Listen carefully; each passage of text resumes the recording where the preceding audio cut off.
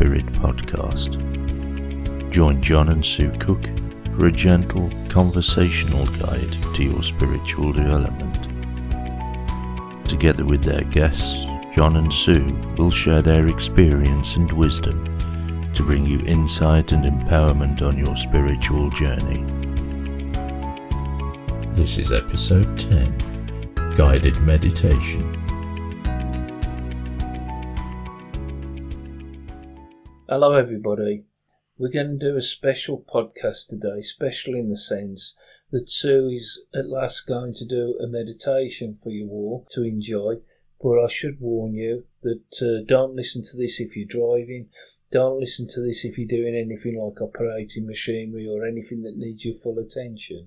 Wait until you've got a time where you can sit back, relax and properly immerse yourself in this wonderful meditation, because even it would be very dangerous if you didn't. Instead of me rambling on, she's going to actually do the opposite to what I'm doing, and that's relax you. So I'm going to let Sue carry on, and she's going to give you an idea of what meditation's about. I always do a meditation just to get people relaxed before we start to do any work, whether or not that's in circle or a workshop. And I do a guided meditation because it does give you a focus. You might follow it, you might not. Some people follow a meditation so far and then their spirit takes them off somewhere else, and that's fine. But what does happen very often is that people come together in a meditation, and if we're sat in a group, sometimes people have the same sort of experience. And I say it all the time, you cannot meditate in the wrong way. You can meditate sometimes just when you're driving in the car. You might be driving to work, a journey that you know, and you don't realise that, oh, I'm at work already, because your mind has wandered, taken you off somewhere. Very often if you're walking, walking in nature particularly, can be a lovely meditation. Just letting go of what's holding you back, focusing on what's around you. But a guided meditation does give you that little bit more focus. It's just because it's so relaxing. I mean, when you've done it with me, I've gone so deep at times. I've not even known where I've been. It's been wonderful. And the feeling you get afterwards is so... Oh, the calming feeling. Because you don't realise how tense you are at times, do you? No. And the tension can cause pain. Absolutely. And discomfort. Yeah. So just letting go of that can help you, as I know from past experiences with yourself, in other meditations that I've had. And the thing is, Spirit guides me. I don't stick to a particular script or anything, because I'm not good at reading from a script. Some things resonate with me and I use them at different times, but Spirit will always put something else in. They'll remind me of something, or a thought will come into my mind that perhaps that's what's needed at that time. I like to think of it as justifying all the time I used to spend staring out of a classroom window as a child, and my imagination then all coming home to roost now with all of these wonderful pictures that come into my mind that I'm happy to share with others. Well, it is incredible, I must admit, how you take us on these journeys. And I know from experience with other people, I know that it does have a profound effect on so many people. Well, we all lead such busy, busy lives that we forget to relax, we forget to look after ourselves. That is a wonderful way of doing it. And it can be short or it can be long, depending what you need. Another thing that I really enjoy is what we do in the group, is in whichever group it is that you often do a meditation where we actually get a gift from Spirit. And when we come back and we talk about it, we can all remember the gifts we've got, but they're significant. Even though sometimes you don't understand the significance at first, when you talk about them and when you analyse them, or when you ask Spirit what the reason they've given you the gift, the answers have been amazing, and it's all made sense, even though when you're in the meditation, you can't always understand why you've got that gift, but you do get to understand. And that I just find that fascinating and incredible. It's Spirit giving you what you need, and these meditations, when I do them and I'm sort of making them up as I go along, I'm seeing sometimes a different thing, Do you make them up though? Or does Spirit make them Spirit up? guide me. I started off thinking I was making them up, but now I realise Spirit guide me to particular things. But yeah, I might be seeing something different as I'm guiding everyone else, because it is mind, body and spirit, and those things can go their own different way and then beautifully blend back together.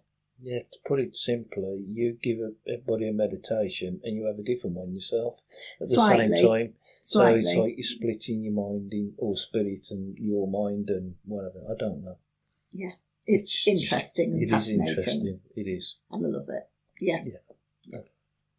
Instead of talking about it, I'll start one. And if you want to get nice and comfortable now and join me on this guided meditation, it will just be a short one just to give you an idea.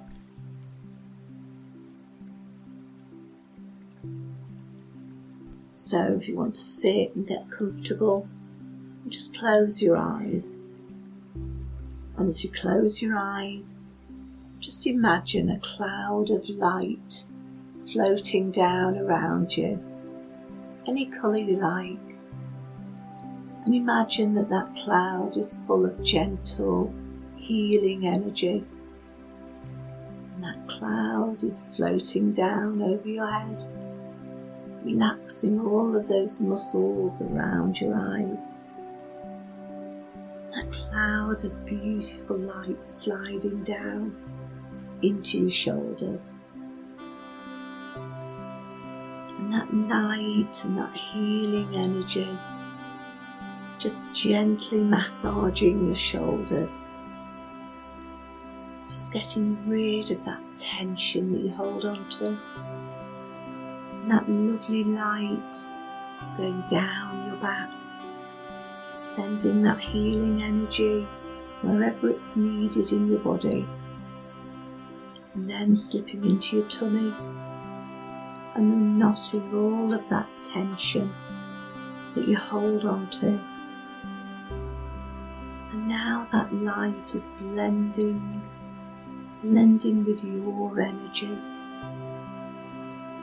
And it's making you feel warm and safe and protected.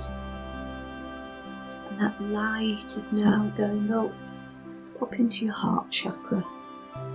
Just opening your heart and letting that light in. To love yourself the way that you love others. To acknowledge that self-love. And leaving some of that beautiful healing light in your heart chakra. And then the light going all around your body, sending that healing energy wherever it's needed. And then slowly that light slipping down your body, down and out through the tips of your toes. And as it does, that cloud forms into a big bubble of light that you're in the centre of, and you're held safe and relaxed, feeling calm. And as you feel that calm energy, I want you to imagine that you're walking down a lane, an English country lane, and it's late spring. The sky is blue and there is some warmth in the sun again. And as you walk down the lane, you notice the high hedges and the trees are just coming into blossom. Everything feels fresh and new. And you notice it's been raining. There's that lovely fresh smell of the rain, and there are puddles in the lane as you walk down. And you notice the smell, the beautiful fresh smell of spring as the blossoms unfurling in the trees and hedgerows. And you can hear bird song all around you, birds flying from tree to tree, in and out of the hedgerows. And you're walking down the lane, feeling calm and safe. And this time is just for you. No one wants anything from you. No one needs anything. And you feel safe in the lane. Just walking down. The hedges are high and you feel protected. And every now and again, there's a break and there's a gate, and you can see into the fields beyond. And the fields full of sheep and lambs running about. Everything feels new, renewed after the rain and the newness of spring. As you walk down the lane, there's a breeze blowing, a gentle breeze. That breeze blows around you, and you can feel it pulling at you slightly. And that breeze is just pulling around you, moving any emotions that you no longer need. Perhaps some sadness, perhaps some anxiety or stress. And that breeze is blowing them, pulling away those emotions on a gossamer thread, and then blown away by a stronger wind, far, far away, blowing away those emotions that you no longer need, leaving you feeling lighter and brighter, almost a skip in your step as you carry on down the lane. And the light is reflecting off those puddles, and it reminds you of being younger and jumping in puddles. And if you want to, you could be childlike again and jump in a puddle. It's your choice, or you can walk carefully around them. But it's made you smile, that memory of being young and puddles, that feeling of being carefree when you were a very small child. As you carry on walking down the lane opens and there are less trees now. And the lane goes into a pathway that's leading through a meadow. And the grass is quite long in the meadow, and there are more flowers, beautiful coloured flowers, wild flowers of every sort, sending their perfume into the air.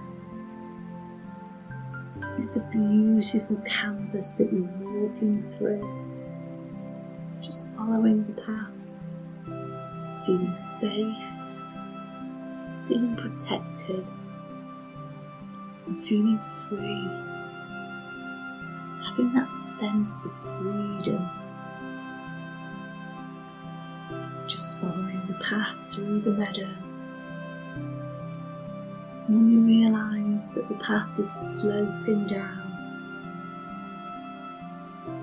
and you walk along and realise that you're on a cliff edge now, and below this beautiful beach,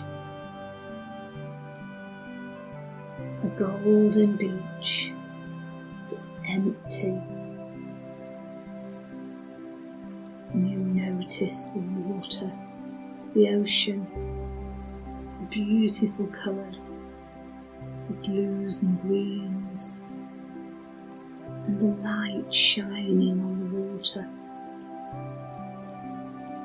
You stand looking down, noticing the ebb and flow of the tide, feeling perfectly at home here, feeling connected to the nature all around you. And there are some seabirds, and you watch as they soar into that blue sky, and then they just hang on the thermals. Beautiful white birds against the blue sky. And it's that sense of freedom again as you watch, noticing everything around you and how much calmer you feel here in your special place. And in this space, you can make changes if you want to. You can promise yourself that you will make a small change that will help your life. A small change that will bring you more joy. You know what you need to make you happy and fulfilled. And it's within your power, here in this special place. You can send your thoughts out to the universe, knowing that they'll be heard, knowing that you can make small changes that will have a lasting effect. As you just enjoy this special place, this time just for you, feeling calm and peaceful. And in a moment, I'm going to count from 1 to 5, and when you hear 5, you'll be able to open your eyes and be back in the room, feeling calm and peaceful. So here we go. 1, 2, 3, 4, taking a deep breath, and 5, eyes open, and you're back feeling calm.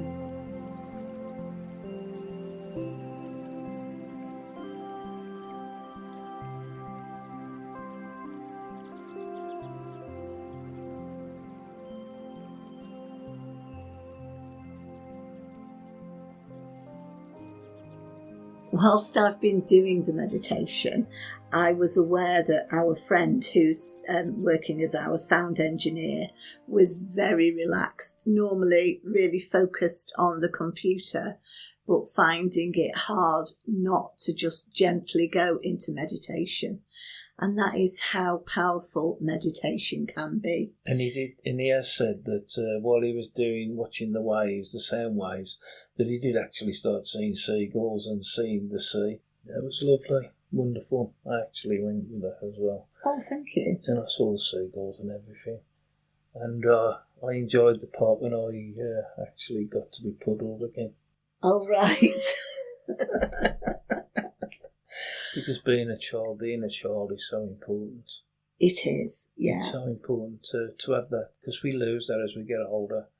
We forget that we're still the child. We still have that inner child. And we can still have fun. And that's wonderful to remind us of that. And also to let go of the anxiety that we build up in life. And a lot of it really, it's unnecessary. Thank you, that was wonderful. I'm glad that you enjoyed it, and I hope everyone else did. Yeah. And it is just how easy it is to switch off from the stress and strains. And you don't have to do it for long. No. And if you haven't got time to sit and do a meditation, you can just enjoy being in nature when you walk the dog. If you're cooking tea and you want to dance around your kitchen, anything that raises your vibration is a meditation in its own way, really. You can meditate while exercising. You can meditate. Well, I'm not going that far, no, John. No.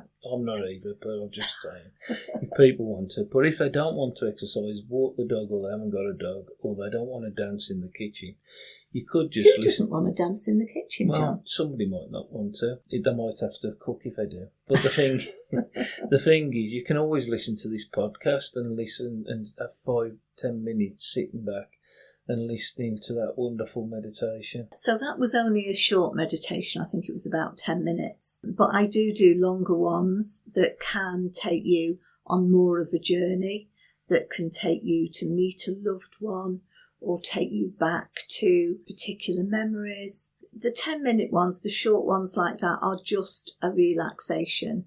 But the ones where you do journey to somewhere special can be really interesting. The ones that we do in groups that are for half an hour or so, where you do go on a journey, and it's so interesting when we sit and there are a few of us that have been told the same story, but then how everybody goes and sees it differently and does their own thing is wonderful and can be so interesting. It is. It's a bit like the past lives that you do as well.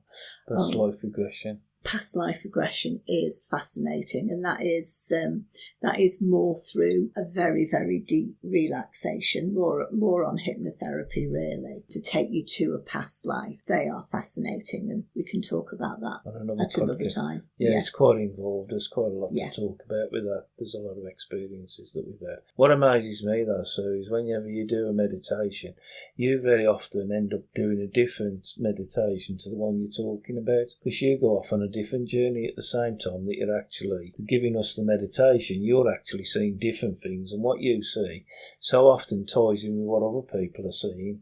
And Absolutely, and it's the same when you do a past life regression, because you can join people on that past life.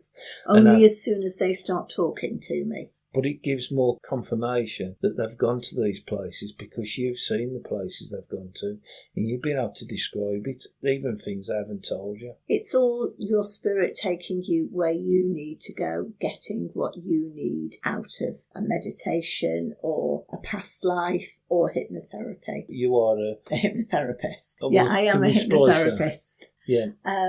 And what's the difference between hypnosis and meditation? Not an awful lot, actually. With hypnosis, what you do, you take people into a much deeper meditative state. That was just a light, quick meditation. To do hypnosis, it's a much deeper state of going under, where you're not aware always of what is being said. In fact, I've had lots of people be fast asleep. I've been one of them. Yes, you have at once. Yeah. What can hypnotherapy help with? What kind of things can it actually be useful for? Oh, all sorts of things. Basic things like giving up smoking, stress, anxiety. It can be such a deep release to get rid of things that have been a problem to you in this life and you're not quite sure why and where it comes from. It helps with grief too. There are lots of things that hypnotherapy is good for. But just meditations are good to just perhaps to help you to get to sleep. You know, if it's somebody that struggles like that or is just feeling a bit stressed and wants to sit down and just be taken away to a different place. And has it surprised you over the years as to how much help it can give for these different conditions and different situations? Oh yeah, it is. It's a wonderful tool to help. Sometimes when we do a guided meditation in a group, we've done it several times, where you get to meet a spirit animal, and so many people in the group will have the same animal because we're linking together in a group, so our souls can link on a deeper level as well. And what does that give people if they get a spirit animal? What? To know that it's not only our people, our loved ones that are there to help, spirit guides, spirit animals. We just know that we have an affinity with other beings as well. And do people always get the same spirit animal? Oh, no, definitely not. No, you can have one for so long, and you can have one that's always there. The same with anything. You have new ones come in. We need different things at different times. So it's the same with spirit guides. You may have one that is always with you, but they will change through time and help with different parts of your life as well. So they're always significant to what that person needs at that time, and that change absolutely. depending on what's happening with their lives. Yeah, and there's always free choice, free will, even in meditation. I don't tell you what you're going to see. It's guiding. It's all a guide to what your soul knows you need on a much deeper level than what I could tell you. It's not for me to tell you. I am just the gentle guide to get you to where you need to be to get what you need. We hope you've enjoyed that. Yeah, I really hope so. And that might be something that we do a longer one in the future. Who knows? So thank you very much for listening. Yeah, and keep relaxed and hang on to that sense of self. We'll see you on the next, we'll talk to you on the next podcast. We may see it at some point if we do a video.